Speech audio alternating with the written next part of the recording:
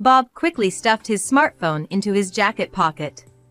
Then suddenly, Lily said to Bob with a serious face, "Bob, why did you bury the baby in the mountain?" Hearing this, both I and Natalie stopped our conversation and looked at Lily, stunned. "What?" Bob's face turned pale. "What are you talking about?"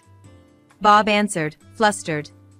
"The baby I saw on your phone earlier," Lily said with a stern expression. "Show me the photos on your phone again." Prompted by Lily, Bob opened his photo album and showed pictures from their recent camping trip. "Not this one."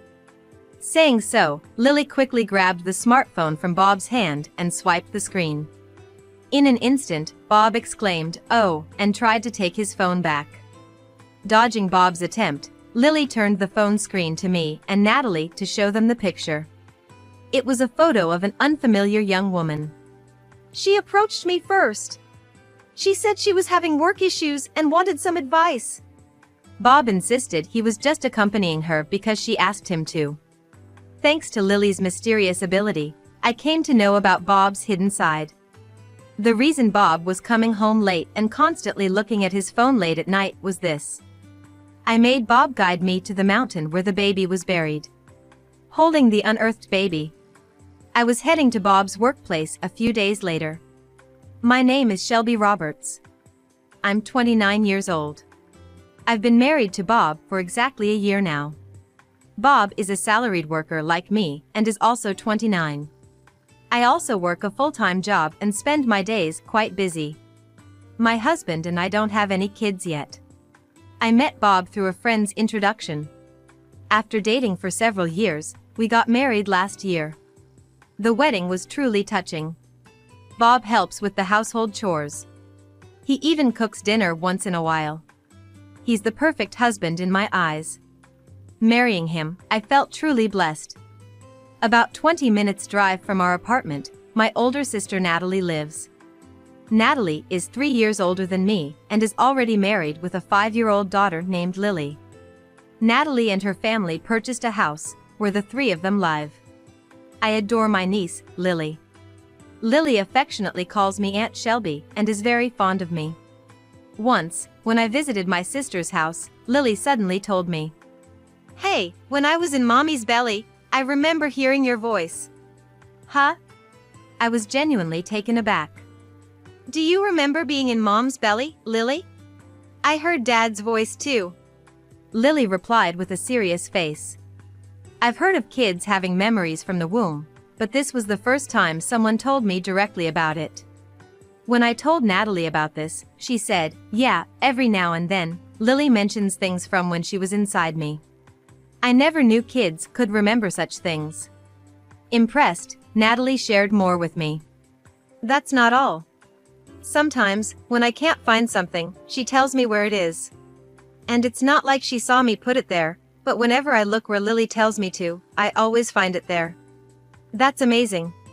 I can't quite put my finger on it, but Lily seems to have some sort of special gift," Natalie said, looking at me earnestly. A little way off, Lily was innocently playing with her teddy bear. It made me wonder if young children might have some sort of unique power. As these thoughts crossed my mind, I gazed at Lily. Sometime later, Bob started coming home later and later.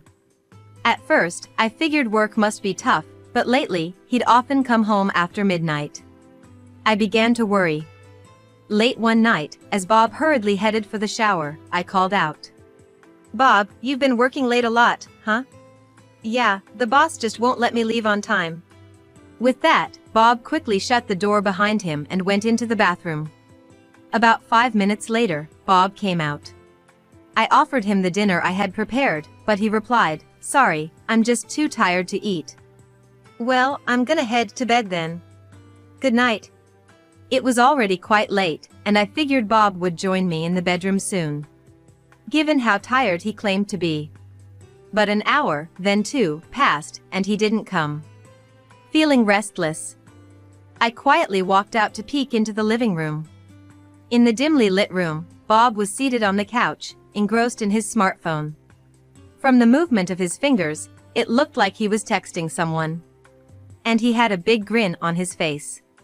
Why was he so happy, especially after such a long day? Was he messaging someone? And if so, who? My heart filled with anxiety.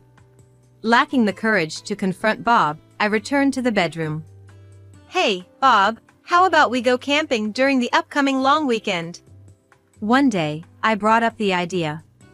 Although we were newlyweds, we hadn't gone out anywhere lately. Until not long ago, we'd spend our weekends going to the movies or visiting amusement parks. I wanted to go to the mountains with Bob and spend some quality time together. There's this campsite in the mountains. We could set up a tent, have a barbecue, and at night, look at the stars. Sounds fun, right? Bob didn't seem too excited, but I really wanted to go. I believed he'd enjoy it once we got there. All right, fine. But what about the car? Ours isn't big enough for all the camping gear. When Bob mentioned that, I decided to consult Natalie. One day, I visited Natalie's place alone. I asked her about the car situation. You can borrow our van. And feel free to use our tent too. Natalie happily offered. Her van was big and suited for mountain roads, with ample space for our gear. I thanked Natalie for her kindness. Thanks, you're a lifesaver. Take some time and relax together as a couple, it's been a while. While I was talking with Natalie, Lily overheard and chimed in, "Are you guys going camping? I wish I could go." That'd be nice, we should go with Lily next time. The day before our camping trip finally arrived, and I borrowed a car from Natalie's house and drove it home. The next day, Bob and I headed out in that car for a 3-day, 2-night camping adventure. Breathing in the fresh air, surrounded by nature, I felt truly rejuvenated. Bob seemed to be enjoying himself more than usual, with a big smile on his face. I'm really glad we decided to head to the mountains, even if it took a bit of convincing. As I chatted with Bob, that was what I thought deep down. But late that night, Bob, who was sleeping next to me, got up quietly and started using his smartphone. I pretended to be asleep. He spent about 2 hours on his phone. It seemed like he was texting someone. The same thing happened the next night. Then, on the 3rd day, we returned home from the campsite. It was around 4 p.m. When were we supposed to return this car? Natalie said if we bring it back tomorrow, it'll be fine. As I responded, Bob's excitement was evident.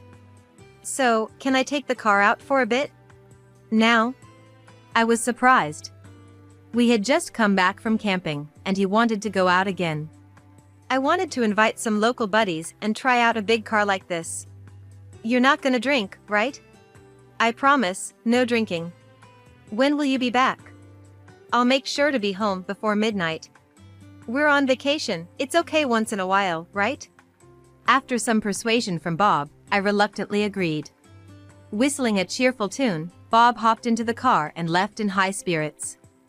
Even if they were local buddies, I wondered if they would all be available on such short notice. While pondering this, I spent a lonely evening at home. Just a few minutes before midnight, Bob came back. See, I made it home before midnight and I didn't drink, Bob said immediately upon returning. Then, he quickly took out his smartphone and started checking it again. Bob, you've been on your phone a lot lately, I said with a hint of annoyance. I'm just texting the friends I was with earlier. Saying this, Bob took his smartphone to the bathroom. The next day, Bob and I went to Natalie's house to return the car and tent. When we gave them some snacks we bought near the campsite as a thank you gift, Lily was delighted. Natalie invited Bob and me inside and made us coffee. Lily had become quite fond of Bob as they had met several times. Since Natalie referred to Bob as Mr. Bob, Lily had also started calling him that. Lily and Bob were sitting on the couch playing together, with Bob responding with a warm smile. Soon after, Lily requested to see the photos Bob had taken during the camping trip on his smartphone. While Natalie and I were chatting, she asked, "How was the camping? Did you have fun?" "Yes, it was great. Thanks for the car and tent, they were a huge help." Suddenly, Bob said in a loud voice to Lily, don't touch it without permission." That's it, as he quickly took his smartphone away from Lily. Lily seemed to have fiddled with the smartphone. Nuh-uh, you can't touch things without asking. Natalie gently reprimanded Lily. I wanted to see more of Bob's photos, Lily said with a pout. Bob hurriedly put his phone back in his pocket. Suddenly, Lily said seriously to Bob, Bob, why did you bury the baby in the mountain? Hearing this, both Natalie and I stopped talking and stared at Lily in surprise. Bob's face turned pale as a ghost. What are you talking about? Stammering, Bob responded. The baby I saw on your phone earlier, Lily said with a serious look. Bob, show me the pictures on your phone again. Prompted by Lily, Bob opened his photo gallery to display camping photos. Not this one, Lily responded, swiftly taking the phone from Bob and swiping the screen. Bob, taken aback, exclaimed, "Oh," and tried to snatch his phone back quickly.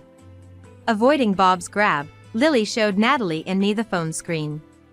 A picture displayed an unfamiliar young woman. She was holding a large baby doll plush, grinning widely. In the background was a claw machine. It seemed the photo was taken in an arcade. Presumably, the stuffed doll was a prize she won from the claw machine. Who's this? I asked in a low voice. Looking panicked, Bob tried to retrieve the phone from Lily. Just then, Lily handed the phone to me, and as I swiped, a photo of Bob and the young woman taking a selfie while closely hugging each other appeared. Swiping again revealed another picture of Bob and the woman, lying side by side, apparently in a car. Upon closer inspection, the car's interior matched the one Natalie had lent out. The seats were flattened, and it seemed the two were lying down, taking pictures. Bob's eyes darted left and right. Sweat beaded on his forehead. Natalie looked at me with concern.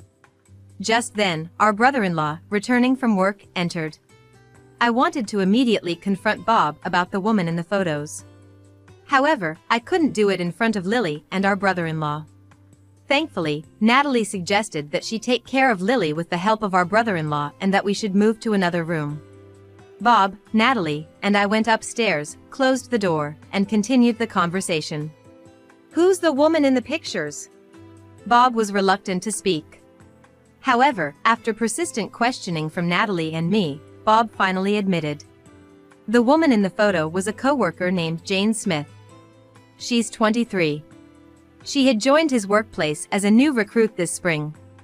Bob had been cheating on me with this woman. I felt like I was about to pass out. She was the one who approached me. She said she was having trouble at work and wanted to talk, Bob tried to explain. Bob, can you show us what kind of messages you exchanged with this Jane?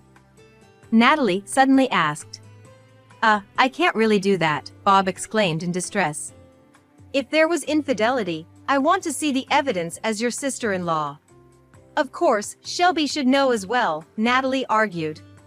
Bob was adamant about not showing his phone, but after Natalie's strong persuasion, he reluctantly handed it over to her. When Natalie looked at Bob's phone, there was a ton of conversations with Jane. The two whispered sweet nothings to each other multiple times a day. One day, I was shocked to read their messages. It was a message from late at night when Bob went out with the car he borrowed from Natalie. Today was fun. It was only for a short time, but I'm glad I got to see you, Jane. I was so happy to get cozy with you in such a big car. I only sneaked out of the house today just for that. Bob, when are you gonna get divorced from your wife? Try to do it soon. Someday, if we can get married, you'll give birth to my child, won't you, Jane? Yes. I trust you and will wait for you. I was stunned and frozen from shock after reading this. What's this? Bob was sweating profusely, looking extremely uncomfortable. Bob, tell me everything. Bob, realizing he couldn't escape the situation, started to confess in detail. Jane had approached Bob for advice and they started going out for meals. Bob drove Jane home since it was late. She still lived with her parents, so they couldn't go to her house, so they would park the car in a nearby park and talk until late. Eventually, they became intimate. The times Bob claimed to be working late, he was actually out on dates with Jane. One day, after coming back from camping, he wanted to go on a drive date using the car he borrowed from Natalie. Bob lied to me, met up with Jane, and they enjoyed their drive. They stopped at an arcade on the way. Upon Jane's insistence, Bob won a large baby plush toy from a claw machine. "It's like we're a married couple with a baby," Jane exclaimed joyfully, holding the plush. They decided to bury the plush toy in the mountain like a time capsule and promised to dig it up once they got married to remember the day. They placed the toy in a large plastic bag and buried it in the mountain behind the park where they often parked to get cozy. Since we just returned from camping, there was a shovel in the car, which was convenient for them. "What's that all about?" I was disgusted to hear the story. Natalie, sitting next to me, was lost for words, frowning. Burying a baby plush in the mountains is creepy. And what's more heartbreaking is that they've already made promises to get married. Bob even told Jane, "If we ever get married, you'll give birth to my child." Bob kept emphasizing that Jane was the one who initiated things, but his comments also fueled the flame. This hurt me even more. We've been married for only a year, and we don't have children yet. Meanwhile, Bob is making promises of marriage with a young coworker and even thinking about having a baby with her. I broke down crying in front of Bob and Natalie. Natalie comforted me, while Bob looked around nervously. "But it's strange, how did Lily know just by looking at the picture that Bob buried a baby plush in the mountains?"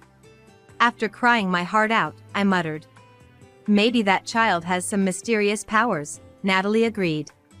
Bob looked puzzled. But he didn't have the courage to ask Natalie and me for details and once again looked defeated. It was getting late, so Bob and I returned to our apartment. Once home, Bob and I sat down to continue our conversation. "We've only been married for a year, and you have the audacity to betray me like this?" I glared at Bob and exclaimed, "I'm sorry. But really, if she hadn't tempted me, I wouldn't have done this." "You have some nerve saying that. You were clearly enjoying yourself with that young woman." Furious with Bob's excuses, I lashed out at him. "Bob, you're terrible, but that Jane girl is just as bad. She knew you were married." "Well, she's been having a hard time at work and struggling." I was flabbergasted by Bob's attempt to defend Jane. "So, because she seemed troubled, you thought you'd console her and get all cozy in your car?" "I've been concerned for a while. You've been coming home late, and I've noticed you on your phone till the early hours. I pretended to be asleep, but I knew you were constantly texting someone," I said loudly to Bob. He looked down, remaining silent. "For starters, I'm telling my parents and yours about this." When I said this, Bob started to panic. "It's only right to tell our parents. My sister already knows, so I can't keep this a secret." I exposed Bob's affair to both our parents. Soon, both sets of parents stormed into our home, berating Bob. "How dare you have an affair just a year into your marriage? Shelby deserves better. What were your wedding vows? You promised to make our daughter happy, but you betrayed her so easily." My parents vehemently rebuked Bob. Even more so, Bob's parents were livid. "We never thought you'd be such a disgrace. You're the shame of the Roberts family." "That's right. Don't even think about coming home. More importantly, we're so sorry, Shelby. To think you're still newlyweds. It's utterly embarrassing having a son like this." Bob's parents then apologized to me again. "Hey, what are you waiting for? Bob, apologize too." "I'm truly sorry."